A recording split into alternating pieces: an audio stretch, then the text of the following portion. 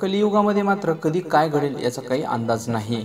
असाच एक धक्कादायक प्रकार बीड जिल्ह्यातील केज तालुक्यामध्ये पाहायला भेटला। ते म्हणजे नुकतंच 9 मे रोजी वडिलांनी धूमधडाक्यात आपल्या मुलीचं लग्न लावून दिलं।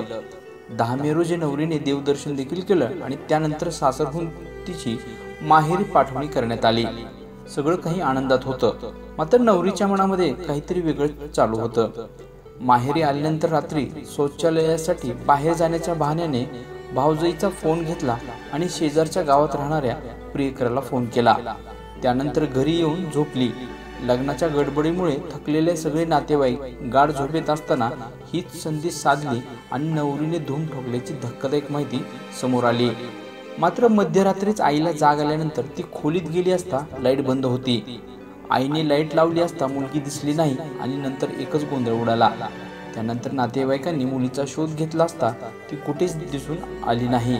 अखेर नवरीच्या भावाने केज पोलीस स्टेशनमध्ये बहीण हरवल्याची तक्रार केली आहे।